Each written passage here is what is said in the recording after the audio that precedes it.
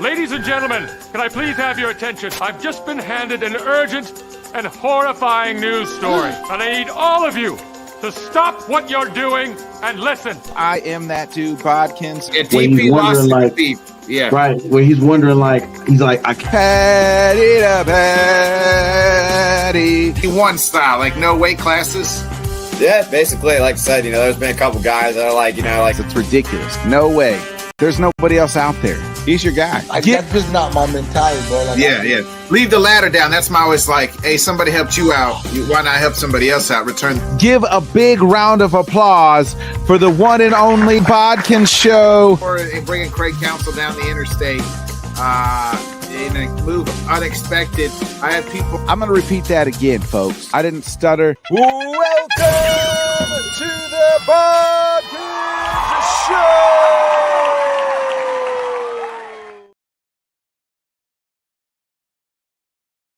Good morning, everybody. We are back, baby. We are back. I mean, it's been like a month, I feel like, since we had our weekly dump show. I'm your host, Bodkins. Welcome to another great episode of the Bodkins Show. The weekly dump, you could say we like to call it here in the morning time. So life update, why we've been gone for 3 weeks. One Friday, tornado hits my hometown here.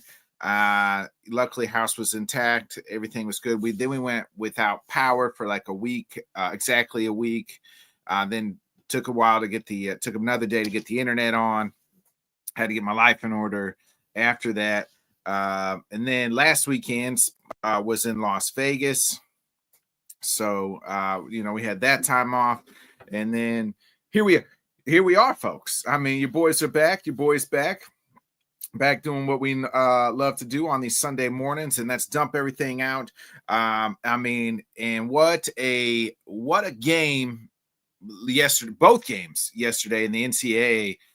Sometimes, folks, I watched that game. I watched both games yesterday, and really irks me. It was the Auburn-Florida game. I think Auburn was down 2 or 1, and they had a fast break. Kid just takes it to the 3-point line instead of taking the easy basket.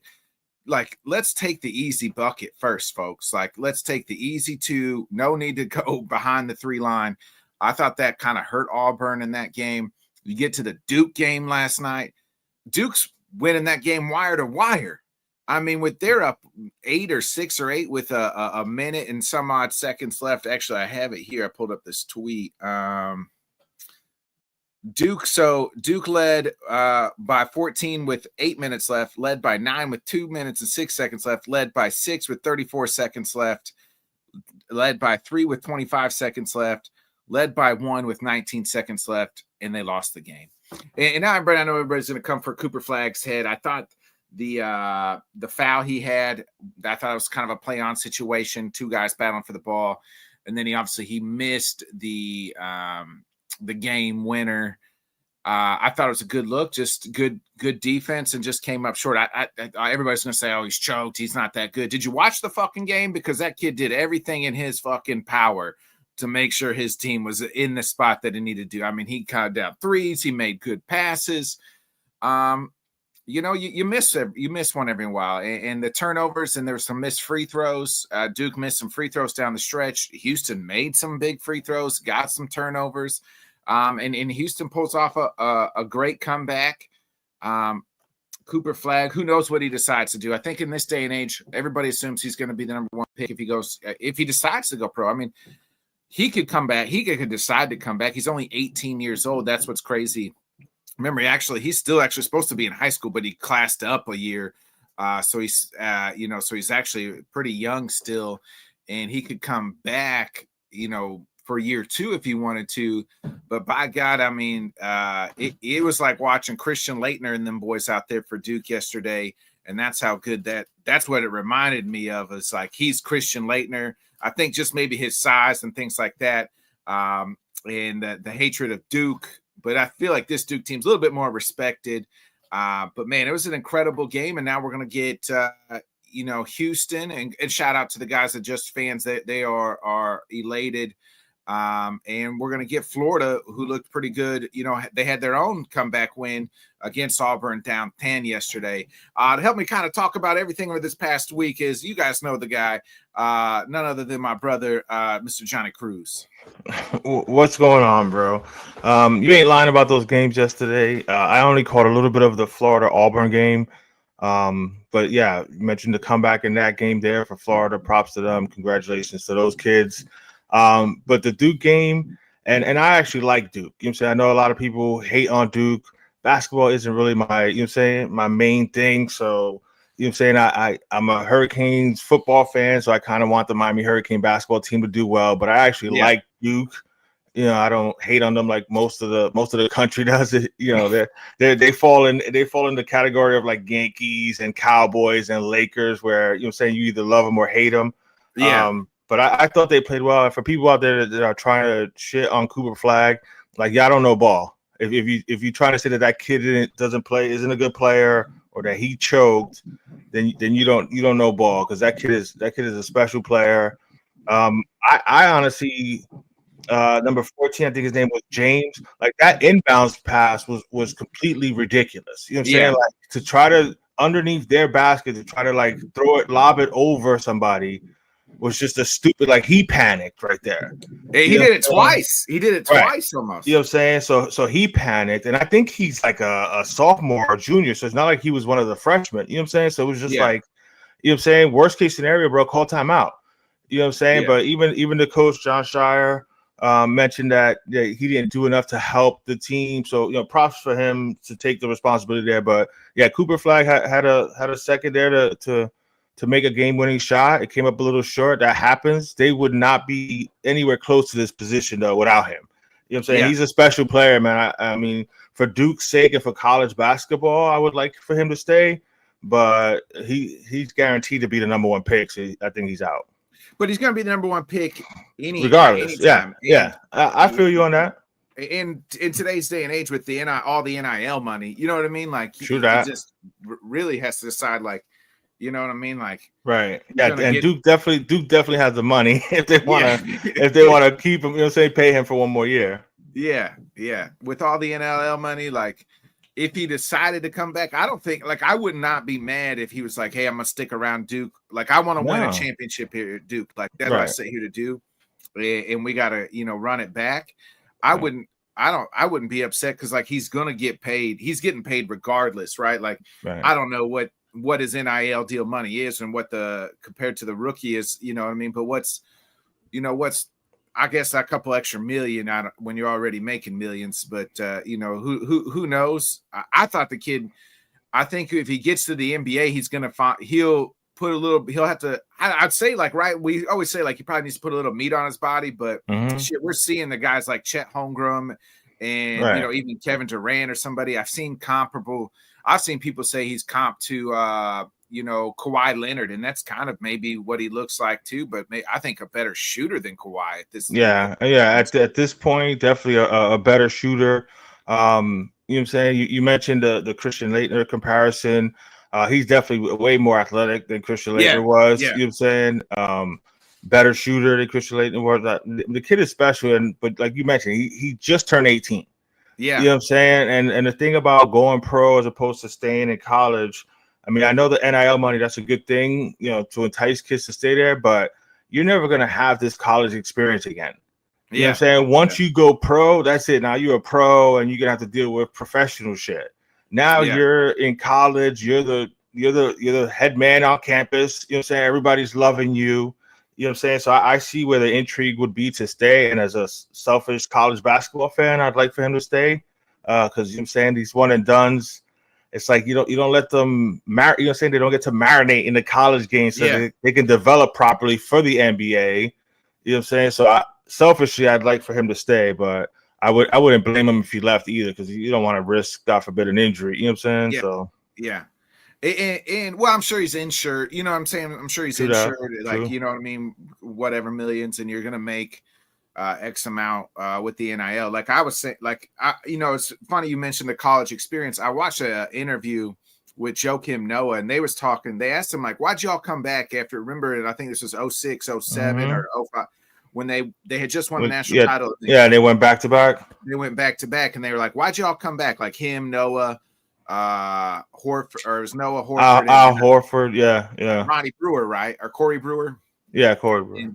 And Corey said like his dad was like, "You're never going to get that college experience back." You know what I mean? Like the NBA going to be there next year, and Joe could have been the number one pick. He's like, once I knew they was coming back, he's like, I was like, I'm gonna come back. He's like, because I love the college life, like, and we felt like we was bringing the campus together. We was, like you said, we was top dogs on campus, like outside of, at that time, Tim Tebow, right. Dudes don't really got to worry about that. Yeah. He's like, we felt pretty good, like what we were doing, and we felt like we could, run it back, and like we enjoyed the college life. Like, why not? You know what I mean? That was before NIL. That's before they was making. Now, I mean, they was making money. We both know that, right? But like. It just wasn't in the forefront. It wasn't out in the open. Yeah. It wasn't just like, hey, this person's making X amount. They had to be a slip of the slide a little bit here and there back then. So, but you're right. I think, and if I'm him, I don't know I don't know what I would do if I was him either. Like the NBA calling, you're going to be the number one pick, but I would say you're probably going to be the number one pick next year, and the year after that, and probably the year after that. Yeah, I mean, again, like you said, I mean, to get this close too, you know what I'm saying, to be in the Final Four, to be up, 6 with a minute and change left. It was up 12 or 14 in that game. Yeah. I mean, they just couldn't hit baskets. You mentioned the missed free throws, you know what I'm saying? But again, he did everything possible to win the game except for hitting that last second shot. Yeah. Some of his teammates, you know what I'm saying, they obviously felt that pressure. Again, that the James kid with the 2 bad inbounds play. Number 7, Kneppel or whatever, who most of the year, number 7, number 7 kid, like he forced that layup when they cut it to 4, you know what I'm saying? Like right there, you just try to waste more time, you know what I'm saying? Kick that shit back out and try to waste a few more seconds. But I mean, when you're in the heat of the moment, the light skin kid with he missed the Proctor. Proctor missed crucial free throws. Like, you know what I mean? Like that was the other thing too. Like I know that Houston was trapping them, you know what I'm saying, when they were inbounding, but you got to make sure you get the ball to good free throw shooters' hands. And I mean, for the most part, he's a decent free throw shooter, but when you under that pressure, you know what I'm saying, it's hard, man. So Duke had every opportunity to win. So I can see where like the pull will be for him to want to stay and like, finish off what you know what I'm saying, what they couldn't finish, accomplish this year.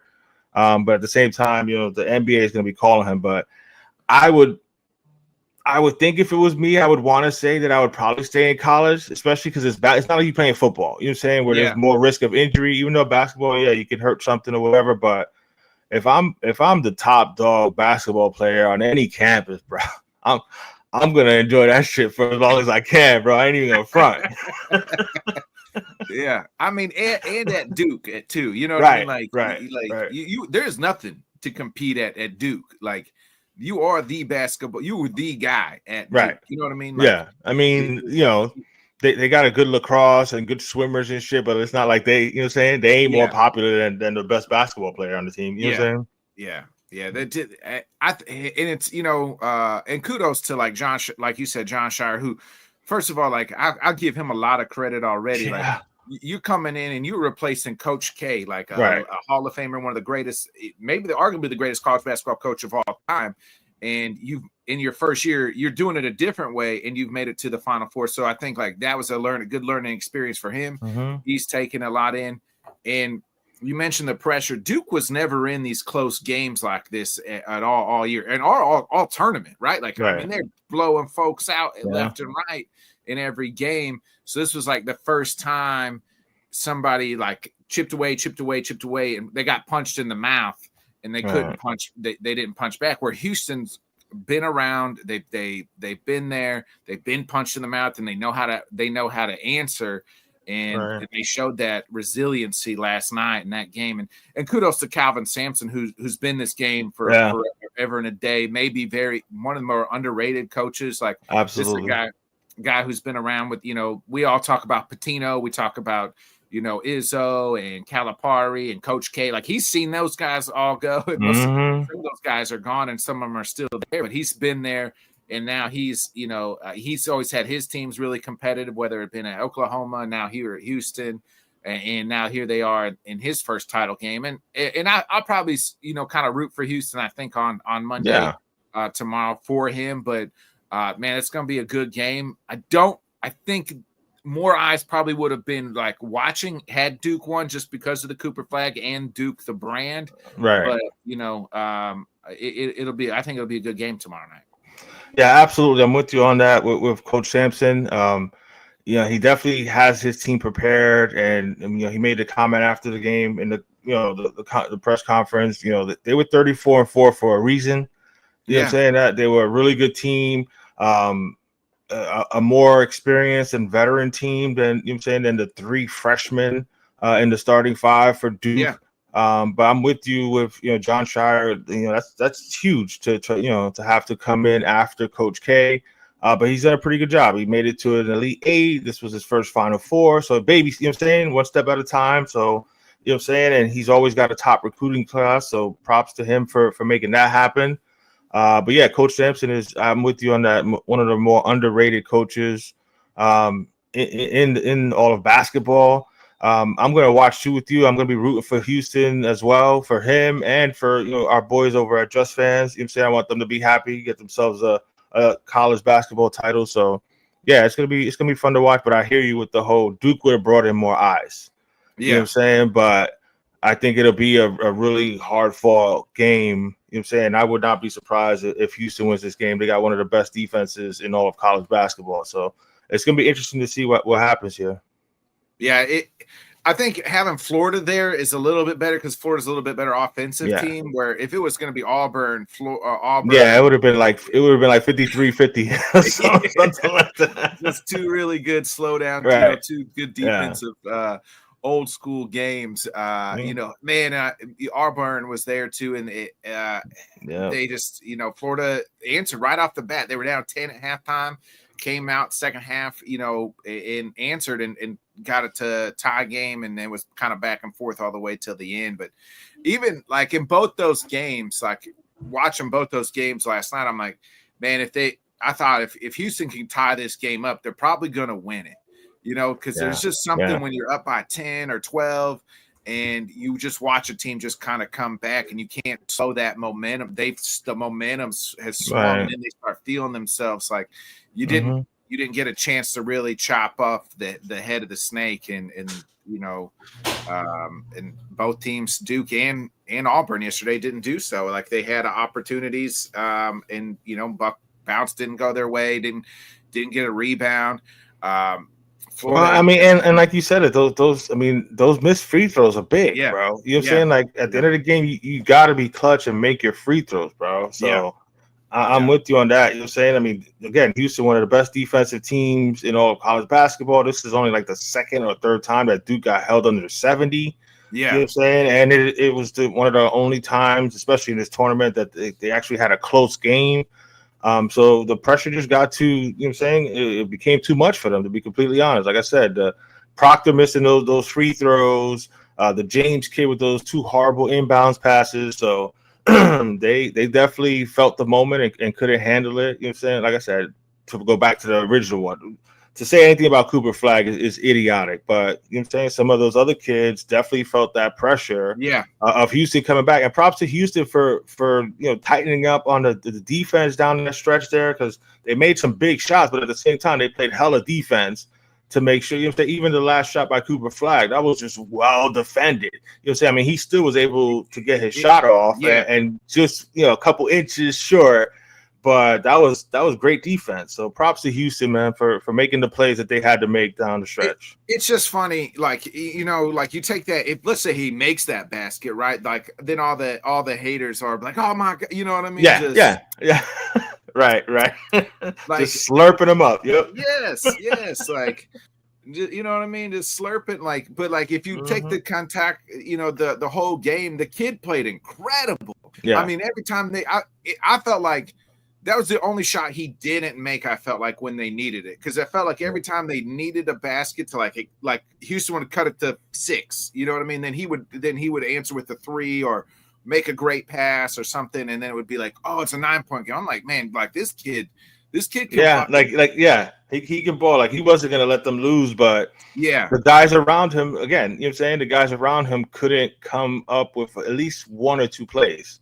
Yeah. You know what I'm saying? So I'm with you 100% on that. Like I said, I actually like Duke, so I like this kid, you know what I'm saying? So I've watched, a few of the Duke games, and he's legit, bro.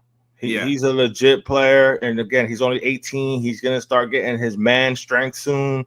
So he's only gonna get better as a player. So he's gonna be fun to watch, man. So if you enjoyed him in college at all, I'm anxious to see what he can do in the pros when he finally goes over there. Yeah, and it'll be interesting what team I think you got to declare before the ping pong balls bounce, I think. But man, like if I was him, I would just kind of wait, right? Like if you could wait and see where the ping pong balls bounce in the lottery. Yeah, I was about to say I might have to check on that. It may be. I think they can declare even after. You know, saying like they can. There's a certain cutoff date. Yeah, it's a certain cutoff, but the cutoff is like a couple weeks before the actual draft. You know what I'm saying? So they're gonna know the spots. Like he'll know who's picking 1. Yeah. You know what I'm saying? Before he has to, you know what I'm saying, declare or change his mind or whatever. So it's gonna be interesting to see who gets him. I mean, I can't think right now at the top of my head who are the horrible ass, you know what I'm saying, basketball teams. But I got it right here. You got Washington. I do not want to go there. God, please do not send that kid to Washington, bro. Put him in Charlotte with LaMelo. If this kid can stay healthy, I mean, with his passing ability, that'll be a nice. You know what I'm saying the teams with the most ping pong balls would be like Washington, Charlotte, Utah, New Orleans, I guess, right there, right? Like they all have, like, you know what I mean. Then you have Philly and if San Antonio got that would be sick, bro.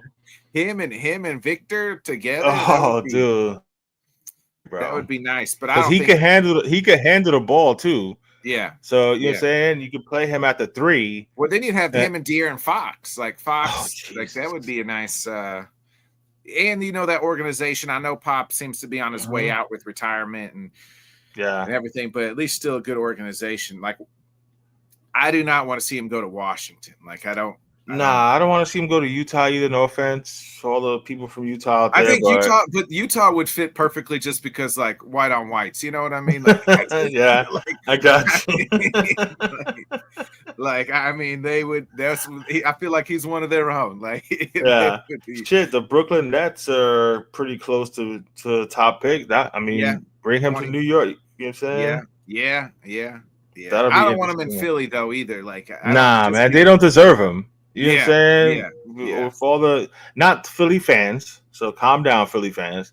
Not that I'm saying the Philly fans don't deserve him, but that organization does not deserve him. You know what I'm saying? Like this whole process shit has just been a complete fucking debacle that they've done. You know what I'm saying? So don't put him in having to deal with that mess.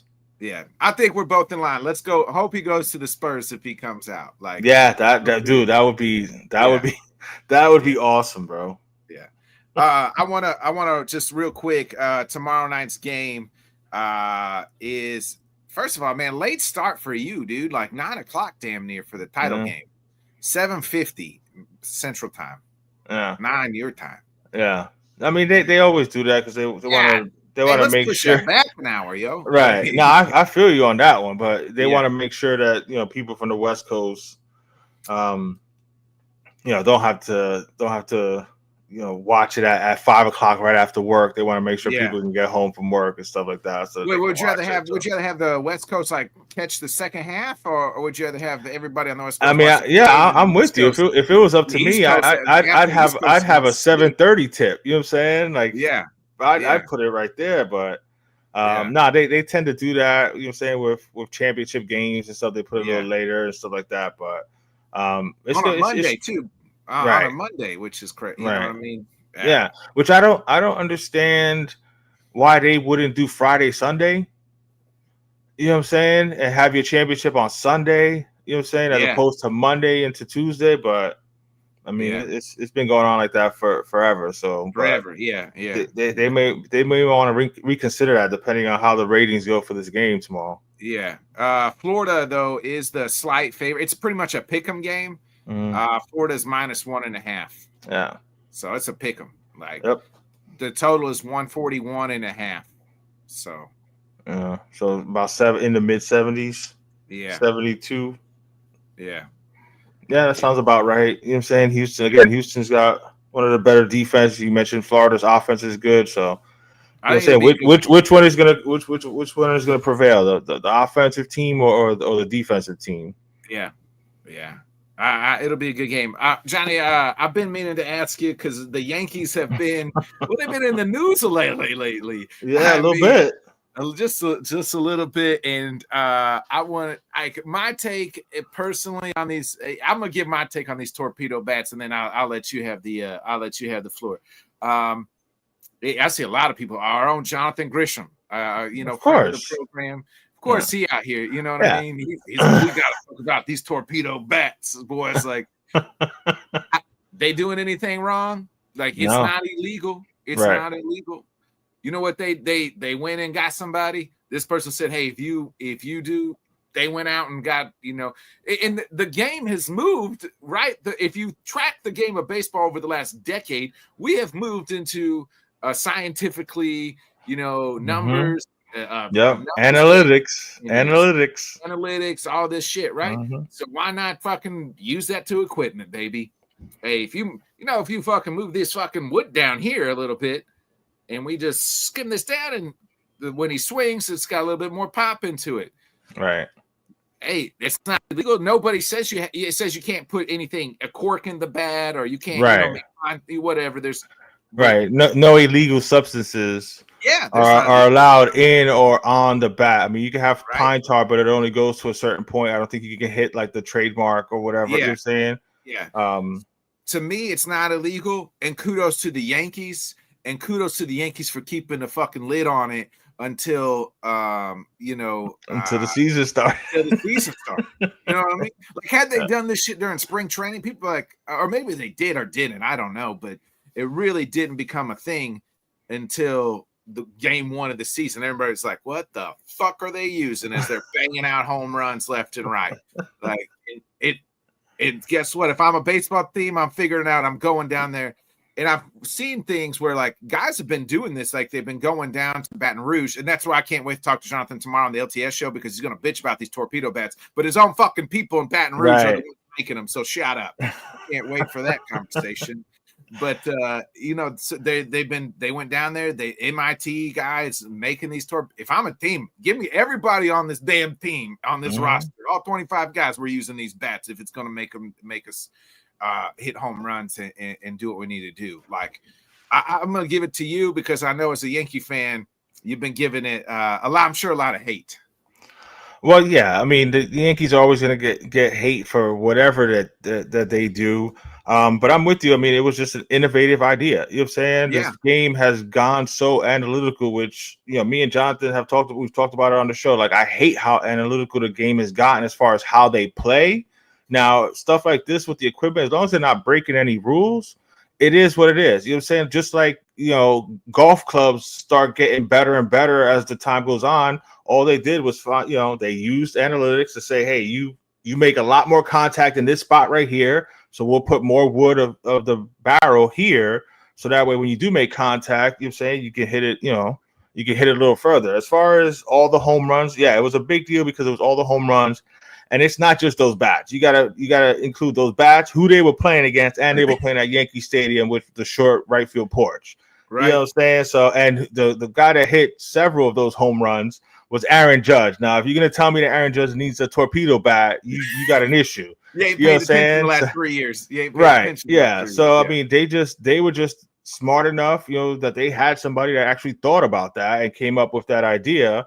I think, so I think you're gonna see a lot of teams, incorporating that if they can, you know what I'm saying? But it's not the only reason that there was so many home run hits. Like I said, you put the bad pitching that they were playing up against, and then that the short porch in right field of Yankee Stadium. The ball carries when it's hot. You know what I'm saying? At Yankee Stadium, which is one. I love the Yankees, and I'm a diehard Yankee fan, but I hate the new fucking stadium. You know what I'm saying? It's not Yankee Stadium. That's the new Yankee Stadium. It's not the original Yankee Stadium, and the ball always carried so well in this new stadium. So you put all those things together, you get all those damn home runs. But they're not doing anything illegal, so it is what it is. Yeah, I hate stressing it.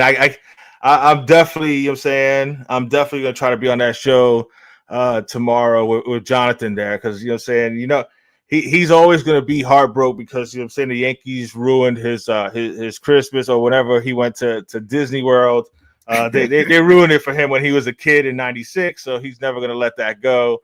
But I think you need to focus on your Braves, bro. You know what I'm saying? Like, I think they just won their first game yesterday, so you got bigger issues than worrying about what kind of bats the Yankees are using. What's up, Hey, good morning, Ashton. Yeah, I'm right there with you. It's legal, so what? Like, that's what I'm saying. And if you mentioned the golf clubs, like I feel like we've had the same type of bats, right? Like for centuries, right? Like forever. I mean, they've gone to like different woods and stuff like that don't break as easy. So there's always innovation to equipment. Again, as long as it's not illegal, they're not corking the bats. They're just moving, you know what I'm saying, where there's more wood. Every sport has new equipment, right? We upgrade equipment, we upgrade. What you want us to still use the old gloves that Babe Ruth and them boys use, you know what I mean? Just I think the bigger issue, honestly, is the baseballs. Because they're flying out, so I wouldn't be surprised if they've got themselves a nice batch of juice balls. And that's also a part of the contribution to all these home runs, because it's not just Yankees hitting a bunch of home runs. Like a lot of teams are hitting home runs. So, but yeah, they're not doing anything illegal, so I don't see a problem with it. But to me, it's baseball. Like you go back in decades. I mean, we're both you're older than me, and I'm almost 40. You're mid 40s too. Like, you know what I'm saying? So like, we can go back every 10 years. Like every year there's always something, right, of a team trying to take advantage of some certain way of outdoing your opponent. Back in the day, sign stealing, you know what I mean? Then it was the steroids, and then it's back before that it was like, oh, you're sliding with your spikes sliding up, you know what I mean? Just like always, what can you do to take advantage to get a leg up on your opponent? Well, the Yankees used fucking these bats, and I don't know why. I think honestly, and I'm gonna say this, and I'm not a Yankee fan. I hate the fucking Yankees, and you know that.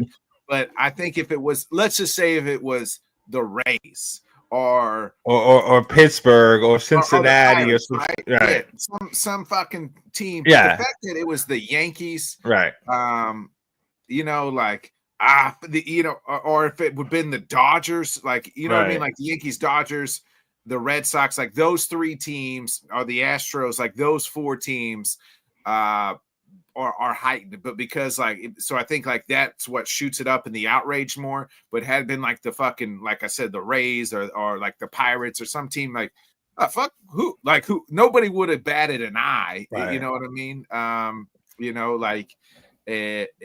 And no pun intended on the bat in the eye, to on these fucking bats, because it's the fucking Yankees who are maybe the obviously play the biggest market and the number one team, number two team in all of baseball.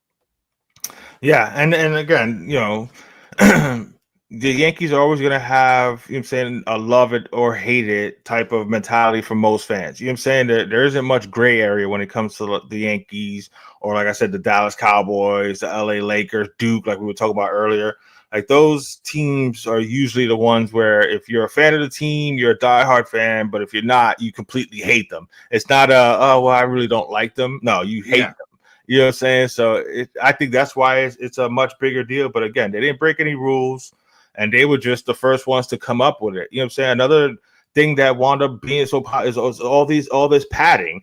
I mean, do you remember Barry Bonds' last like 4 or 5 years? Like his whole right arm was covered in padding, so he didn't have to fear getting hit at all. You know what I'm saying? So you put one of the best hitters ever on steroids, and then basically with a suit of armor on his arm. You know what I'm saying? Like, I mean, come on, bro. So I mean, if they're not breaking any rules, it shouldn't be an issue. But I wouldn't be surprised if at some point they're gonna want to banning them. So it is what it is. Yeah, it is what it is. We'll see. But you got any other baseball news you want to talk about real quick before we move on to some NBA or no, NBA just surprised by some of the, you know what I'm saying? It's not just Atlanta, there's somebody else that just won their first game, or the surprisingly hot garbage right now besides Atlanta. But the NL West, the Dodgers just lost their first game. They're 9-1. The Padres are 8-1 or 8-2, something crazy like that. San Francisco's like 7-1, 7-2. Padres are 7-2, both losses to the Cubs, baby. Right. Your Cubs are you know what I'm saying, holding on to again. And thank you, Cubs, for giving us Cody Bellinger. I don't know what y'all were thinking, because having him in the lineup with the Tucker, like, that lineup would have been even better had they kept him, and he's a hell of a defender too. So it's a lot of fun watching him. But I just some of the surprises. Again, it's only a week and a half into the season, but I like what I see out of the Cubs. Again, the National League West is ridiculous with all those teams out there. Padres are 7-2, Giants are 7-1, and the Dodgers are finally. I mean, we knew they weren't going to go 162-0, but right. I said that I think they could break the Mariners record. I think that's how good they are. Yeah, absolutely. I mean, and that's 1 through 9 in that damn lineup, and then their pitching. You know what I'm saying? They fortified their pitching by adding Snell and the Yamamoto kid. You know what I'm saying? And then Ohtani they got guys pitched right. You know, saying they got guys coming back from injury. Ohtani's going to start pitching again.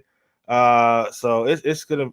The Dodgers are going to be scary, bro. It's going to be interesting to see what happens, but they're going to be competing in their own division. That's going to be the cool part. Yeah. Seeing if San Diego and San Francisco actually won a game yesterday. Yeah. The Rockies. You know what I'm saying? Like that's kind of rough to go, almost 2 weeks into a season and not have one win. You know what I'm saying? And this is baseball. It's not like it's basketball or football. You know what I'm saying? Where, so, but no, it's. I'm excited that baseball season is upon us, and looking forward to see what happens, you know what I'm saying, throughout the summer, and see if the Yankees can do a little something. Yeah. I want to switch to some NBA news real quick. I got to talk about this Ja Morant situation. This kid, I'm kind of torn here between like this kid. I think he's an incredible basketball player. I mean, just gifted. Sometimes I question between the ears. So obviously he got in trouble last year for showing guns on Instagram and this and that. And kudos to the NBA. You know what I mean? They said, hey, you can't be doing this. He multiple times and suspended him. And then you look at, or was that 2 years ago? I don't even know. It might all runs together. But then this year, he's doing the finger guns, and you know what, folks? In the NBA, NFL has canceled this too for CeeDee Lamb. He can no longer do like this and that on his first. I don't really care about the celebration shit. Like let him, especially like NBA players. Like I feel like any sport really. Like you're talking shit. Like that's the game, man. Like to me, and in the NBA especially, because it is so much like. It's a team game, right? But there's a lot of one-on-one type aspects. How many times, we've seen this happen. Right. Or, you know what I mean? They do this after 2 points, and now we're, you know what I mean? Now we're like, oh, you can't, you know what I mean? You can't do that. I don't really care. But Ja is it like my problem with Ja is, first of all, you got to be smart enough to know like you already been in trouble with gun shit, so you probably shouldn't do that. Then the NBA talks to you and says, hey. This is your warning.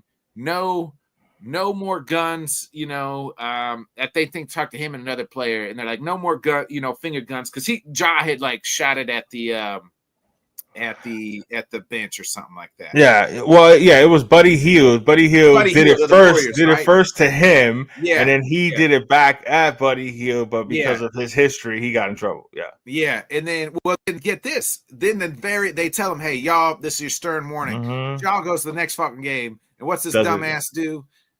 fucking, I mean, at that point in time, like, I don't feel sorry for you, Jaw. Like, you should have, like, when it's like your boss tells you, hey man, you can't be taking an extra 30 minutes on your lunch break, bro. Like, we need you here. You know what I mean? It's like the next day, it's like, you know what? Fuck that guy. I'm gonna take an hour anyway. You know what I mean? Like, you can't do it. You know what I mean? You can't do it, especially when, you know, and the Grizzlies are trying to figure out, Jaw. They fired their coach pretty much because he was having problems with him.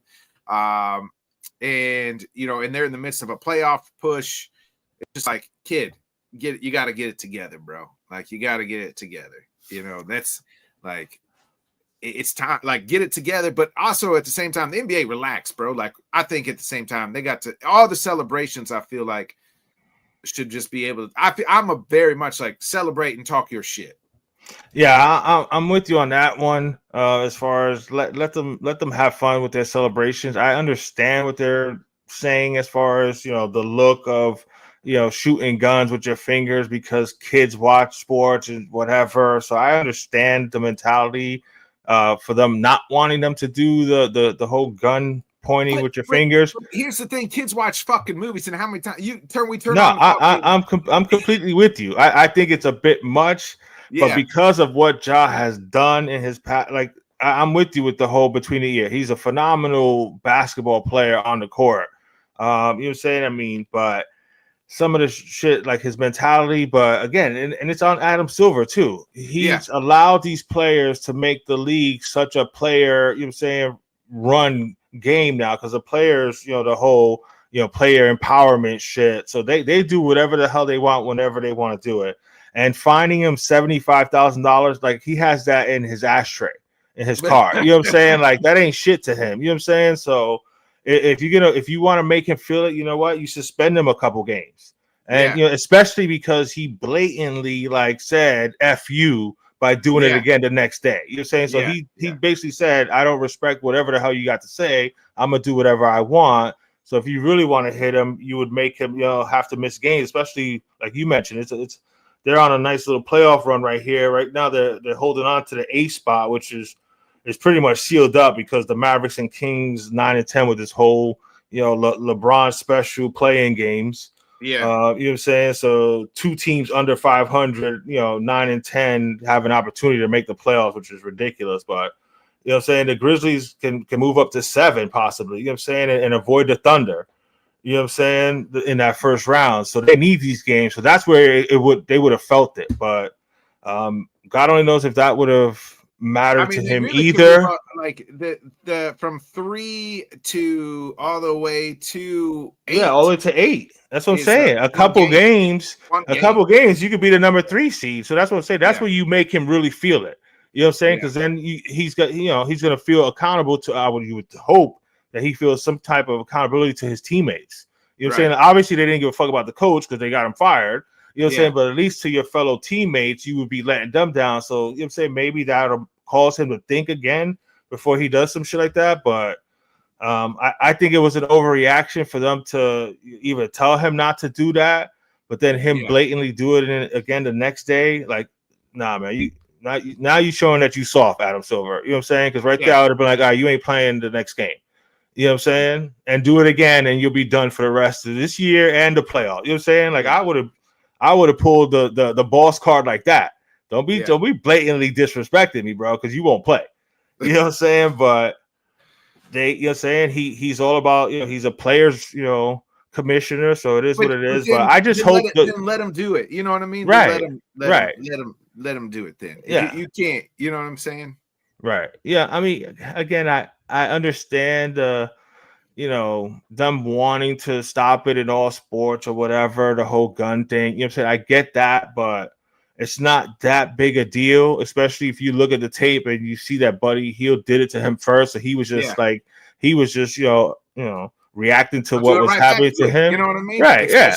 And like you said, you know, basketball especially, the shit talk that happens on the court is insane, bro. Right. I mean, some shit was said in football. You know what I'm saying? Because you're following up and you're hitting people, whatever. Yeah. But when you're down trying to box somebody out for a rebound or whatever, like it's just constant shit talk Yeah, on a or you make a basketball big court. shot, like you make a big shot, Yes, like you know what I mean, like right. So I mean, let the kids have fun, but at the same time, because of his history, I get it. But you know what I'm saying? Hopefully that's we can get past that shit and see what happens in these playoffs because the West is gonna be a lot of fun. So I'm anxious to see what happens down the stretch here. The MVP race is I mean, it's down to 2, and I don't know who you pick. You know what I mean? At this point in I think time. you got to give it to Shea. You got to give it to Shea because where he has his team in first place, 64-13, 9-1 in the last 10. So they're even finishing off strong. Yeah. Joker is the best player in basketball. You know what I'm saying? 60, It's what 60, what do you have? 60. yeah, it's one of those situations like the years that Jordan didn't win the MVP, he was still the best player in the league, but the most valuable player was like Charles Barkley got it his first year in Phoenix, and Akeem, I think I got it 1 year. You know what I'm saying? So I understand. But let me ask you this: if you took Joker off the Nuggets, are they're a worse No, team? I feel you on that. I feel you on that, but at the same time, you got to reward what the Thunder are accomplishing. You know what I'm saying? Like Denver's their reward is the number 1 seed is what they're accomplishing. Right, and he's the best player on the best team. So I understand it. You know what I'm saying? Would I be mad if Joker wins another one? No, because he's already won what 2 MVPs. He's won 2 or 3. Because I know, you know what I'm saying? I know a lot of people are hating the fact that you know what I'm saying, that this European is dominating the NBA. You know what I'm saying? Which is why they gave it to Joel Embiid last year or whatever. You know what I'm saying? Just to make sure he didn't get 3 in a row. You know what I'm saying? Which I think was stupid. You know what I'm saying? But no, I feel you on that. You take him off of the Nuggets and they're garbage because Jamal Murray is not as good as I thought he would turn out to be. I feel like he plays better in the postseason than he does like the regular season. Well, I mean, we'll see. He's gonna have to because you know what I'm saying he needs to step it up. And again, that's like you made the comment about in the Auburn game, the kid going for the 3-point line instead of just getting the easy layup. Like it's so rampant in the NBA, it's ridiculous. Like like Michael Porter, he's like 6'10". Yeah, you know what I'm saying? Like, bro, like use your size sometimes and like go down low and just dominate the guy that's on you because he's gonna be smaller than you. But no, he wants to just sit out on the 3-point line and just take a bunch of threes. You know what I'm saying? So we'll see what happens in the playoffs. But I'm with you as far as the MVP race. Like I think I would give if I had a vote right now, I would probably I would put Shea 1. I would put him, Joker 2. I mean, Steph Curry, I would honestly give a lot of love to with what he's doing with the Warriors right now. You know what I'm saying? In the East, I mean, what Cleveland's doing is incredible, but it's more of a team thing than just one individual. Tatum's right there, but Tatum's balling out. It's a 2-man race. It's between Shea and Jokic. And Joker. And, man, like Jokic he's putting up better numbers than he did his previous MVP. It's like I mean, and that's a valid point. Like you said, if you take Joker off of the Nuggets, they're probably a lottery team, to be quite honest. You know what I'm saying? Like he's the reason they're as good as they are, because all those other parts, I don't know. You know what I'm saying? Like if you swap him and LeBron, there's no way they're not this good. You say it just is what it is. You know what I'm saying? Like if you swapped him and Shea, they might be good, but not this good. You know what I'm saying? Yeah. He's just, for a big man to be as good as he is, man, it's incredible, man. He's a lot of fun to watch, man. It's sad that just like it's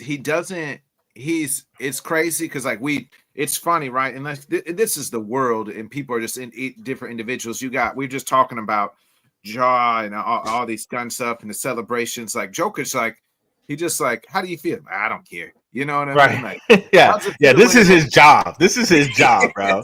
You know what I'm saying? He'd rather be at home messing around with horses. Yes. Does anybody like their job? Like, I got another Employee of the Year award. You know, like, right.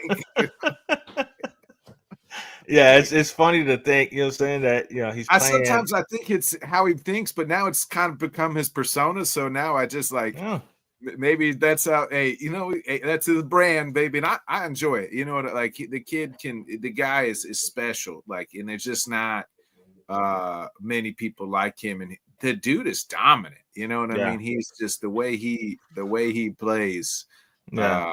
Is Like I said, incredible. he's so much fun to watch, and then especially a big man doing all the things that he's doing, just makes it more intriguing.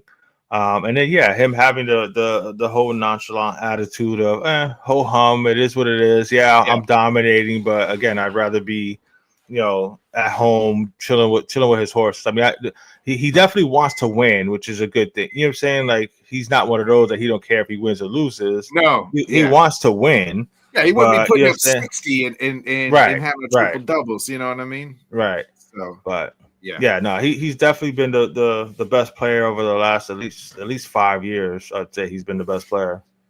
Yeah, for sure. I think so too. Is there? We'll move on real quick. Real quick on some NFL notes before we get into the back end of the show here. Our top 5 and our movie review.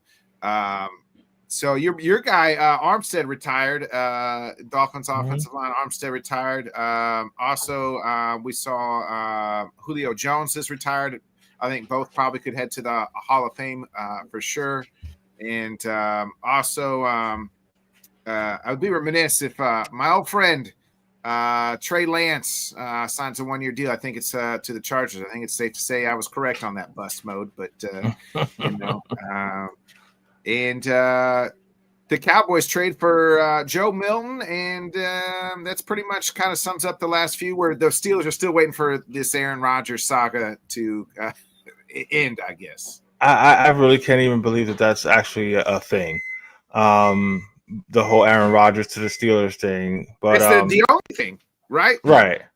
But saying the Tron Armstead, for Dolphin fans out there, saying they drafted Patrick Paul in the second round last year for this specific reason. He got some playing time last year. Does he still need to develop? Yes, but he's a 6'7", 300. He's a humongous human being. So he's only going to get better. Trey Lance signing for $6.5 million. For all the Dolphin fans that were bitching and moaning that the Dolphins gave Zach Wilson $6 million. Well, Trey Lance just got 6.5. Like, that's what you pay for a backup quarterback. It is what it is. You know what I'm saying? So just deal with it or whatever. But no, some slow times right now. I mean, we're a few weeks away from the NFL draft. So Speaking of that, Woody Johnson had come out, and I think he said, in that draft class, right? He's like, we really liked, it was either Trevor Lawrence or we always liked Justin Fields, but you drafted Zach Wilson. Like, that makes a whole lot. Right. Yeah. So you liked them, but you didn't draft the Jets them. Are in a that's why the Jets are shitty. You know what I mean? Shit like that. Absolutely, man. I'm with you on that one. But I like the Joe Milton thing, especially they got him for like a fourth or fifth, some bullshit pick like that. Like, he still needs to develop. He's kind of raw, but he's got an absolute cannon. He's athletic. He can run. You can work on that with that kid and see what happens. You know what I'm saying? So props to Dallas for taking a flyer. You know what I'm saying? Because I think they're ready to move on from Dak and his $60-something million. Yeah.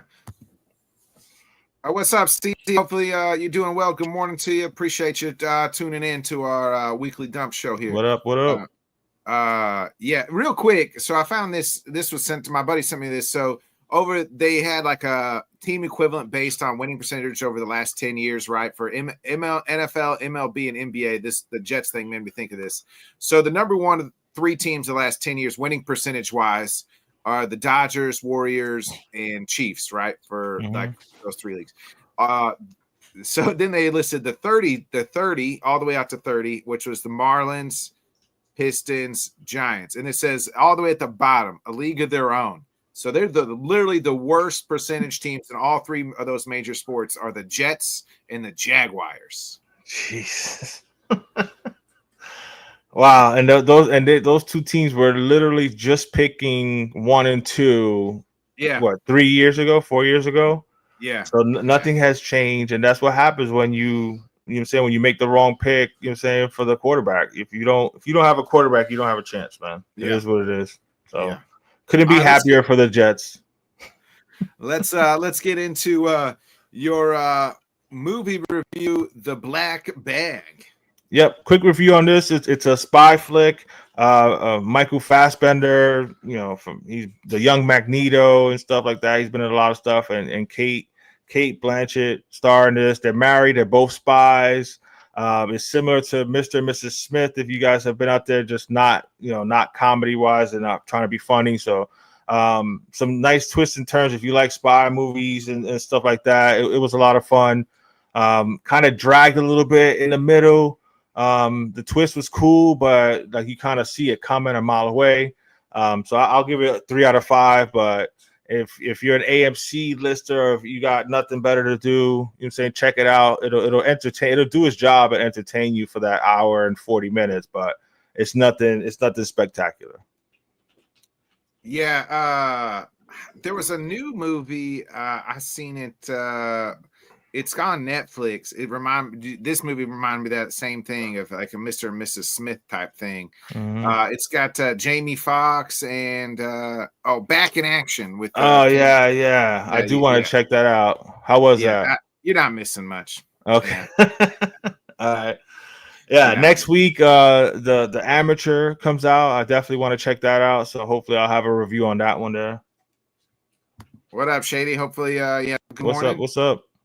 Yeah, we were talking about that off air. I do want to see the Rami Malek, the Amateur.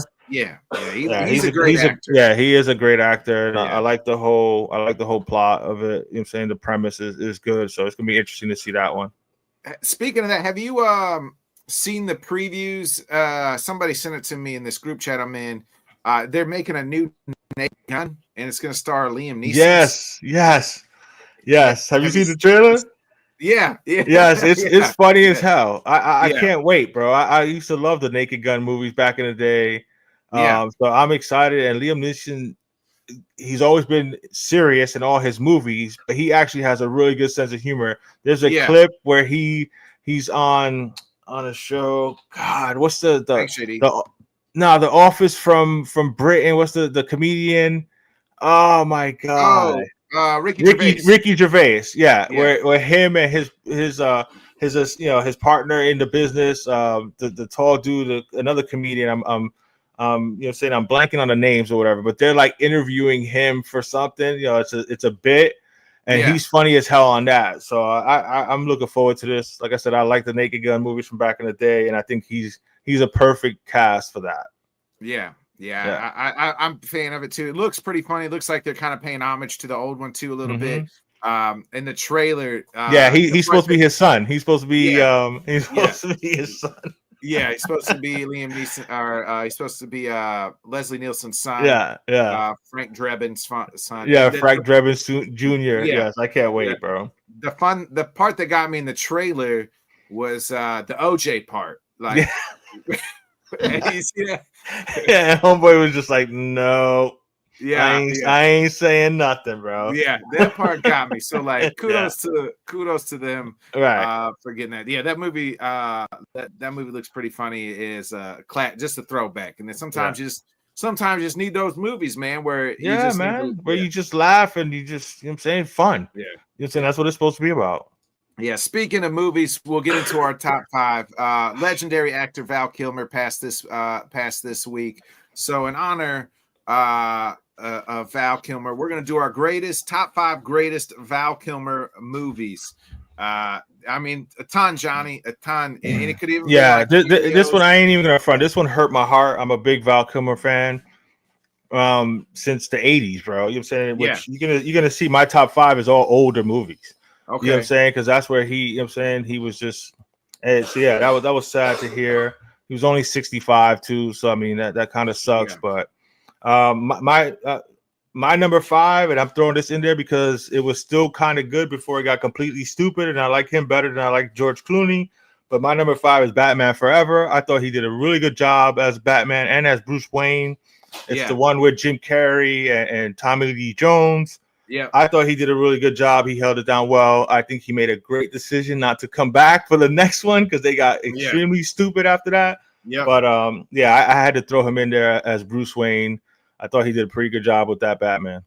Yeah, and you're tough on Michael Keaton too. Like you know what I Yeah, mean? Like yeah. Michael Keaton crushed it in Batman and Batman Returns. So yeah. So this like kind of shows like his range here. My number 5 is MacGruber. He's the bad guy in MacGruber. So like MacGruber's obviously a comedy movie. So I enjoy, I just wanted to like show his range of it as an actor. Like he's in these serious movies, funny movies. So MacGruber, I give it number 5. What's your number 4? Yeah, my number 4 is a movie from the I want to say late 80s, early 90s. It's called The Saint, where he was a thief. But he had all these he had crazy different like costumes and stuff like that to make his appearance look completely different. But yeah, I'm with you, dude. He did have hella range. He can do comedy. He can be a serious dramatic actor. He can do it all. The Saint was a lot of fun because again, he was a thief and he would just have all these disguises and stuff like that. And it was just like he played it off very well. So he had to show his range in that movie. Yeah. My number 4 movie is none other than Wonderland, where he's actually plays John Holmes, and John Holmes goes into this room and there's a murders and everything like that. So obviously porn star John Holmes. It's based on a true story. It is an incredible movie, great cast as well. Lisa Kudrow's in it, Kate Bosworth is in it, Christina Applegate. So incredible movie. If you haven't seen Wonderland, I suggest check it out. It came out in 2003. Yeah, no, that's a really good one. My number 3 is one of his first movies. It's Real Genius.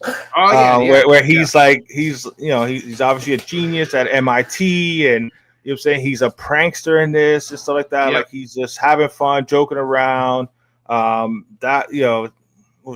think it was 85, so I was probably like 9 or 10 years old. So like that shit was just so funny to me, and his whole attitude and him doing pranks on everybody. Like that was a really fun movie. That's one that I would watch once every few years or whatever. So Genius at MIT. It's funny. That was your number 3, Real Genius. Yeah, number 3 is Real Genius. Yep. Yeah, my number 3 is Heat, baby. You don't get better than Heat. Like Val Kilmer. That's my number 2. Just to say, that's my number 2. Okay. Wow. Okay, now I'm curious. So that you have Heat as number 2. Yeah. My number 2's Top Gun. No, I don't have Top Gun in my top 5, and I love him in Top Gun, bro. I'm telling you, like I'm a big Val Kilmer fan. I have you're saying Top Secret was great. Like I mean, he's been in a lot of shit. You're saying the Ghost in the Darkness. I was about the true story about the Lions. Like he's done a lot of stuff. Val Kilmer is just saying, like I said, I got some mad love for Val Kilmer, bro. But I got Heat as number 2, bro, and that was one of the best heist movies I've ever seen, bro. Like that shootout scene. It's still one of the best ones. Yeah. Robert De Niro, Al Pacino, that was awesome. Yes, that's my number 2. Yeah. So your number 2 is Top Gun. Top Gun. Yeah, the Iceman, baby. You know what I mean? Yes.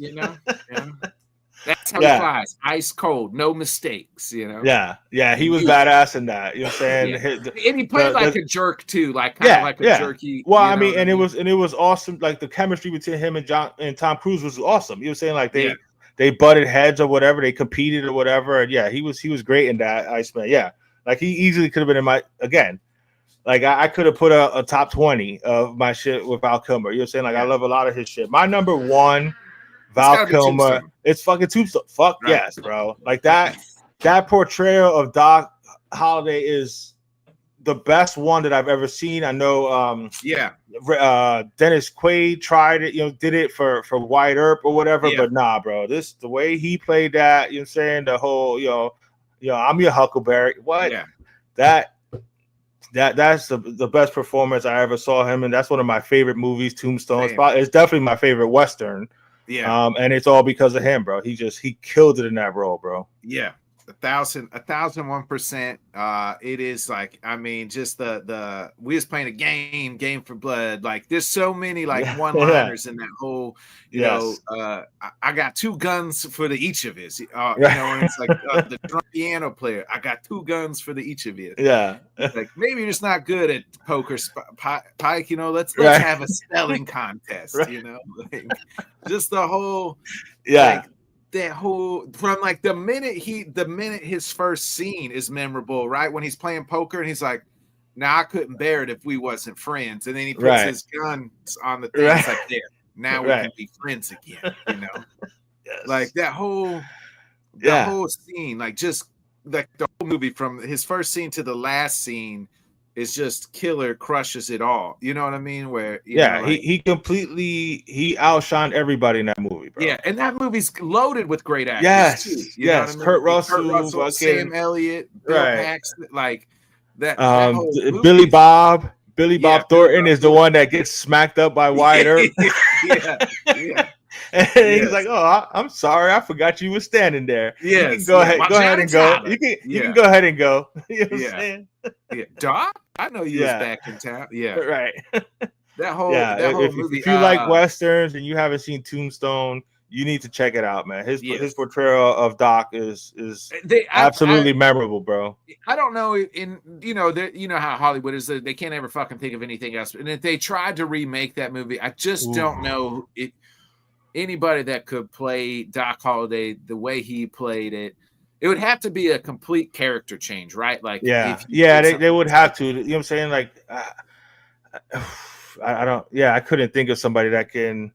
Like nobody's gonna be able to portray it the way he did. Like you're saying, like he was funny with it. You know what I'm saying? Like his whole aura in the movie was just killer, bro. You know what I'm saying? So that's one of those, like Heath Ledger, the way he portrayed the Joker in Dark Knight. You know what I'm saying? It's gonna be hard. Like, you know, again, like I said, Dennis Quaid did it for the movie Wyatt Earp, but he had a totally different demeanor than Val Kilmer. Val Kilmer was like funny, and you know what I'm saying, like he taunted people and shit like that. Like, he was great, man. So that would be interesting if they remade that, because I'm with you. Hollywood always remakes everything. And it's that movie. The movie itself is great, but he stole the movie. Like, absolutely. But yeah, man, if you don't know much about Val Kilmer, definitely check it out. He was Jim Morrison in The Doors. Yeah, like, we didn't even have that on there. Yeah. Great. I mean, a movie from back in the day when I was a kid. 88 Willow, he was in that, where it's like a fantasy one, and he's like, you know, fighting people with a sword and shit. Like, he's been in a lot of stuff, man. He's got hella range, man. It's, you know what I'm saying? R.I.P. to Val Kilmer, man. Yeah, rest in peace, Val Kilmer. One of the greats, man. Yeah. John, before we get out of here, you got anything else you need to dump out from the week? Nope. Just want to shout you out. I'm glad to be back, like you mentioned it in your monologue to start off. You know, it's been a few weeks. I'm glad you had a good time in Vegas. I'm glad you're safe with all that tornado shit. Like, I worry about hurricanes down here, but I don't have to worry about a hurricane like lifting my house up and throwing me down the block. You know what I'm saying? So I'm glad you're okay. You know what I'm saying? And stuff like that. Looking forward. I'm trying my hardest. Work has been insane, which is why I haven't been on a lot of the night shows, but I'm going to try to make it on there tomorrow night. So definitely check that out. And the Dolphin Chronicles is coming back on Kendall Sports in a couple weeks, right before the draft. So definitely check that out, Kendall Sports Network, for a bunch of Miami talk on that station there. Yeah, hell yeah! Check all that out, folks. We'll be back. I promise we'll be back next Sunday, 8 o'clock Central, 9 Eastern. We'll talk about whatever happens the rest of this week and all the news in life. So.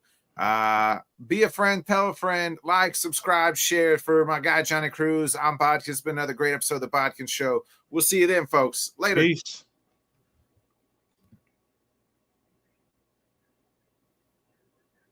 Thanks so much for joining us, and until next time, let's talk sport, friends. Thanks for watching.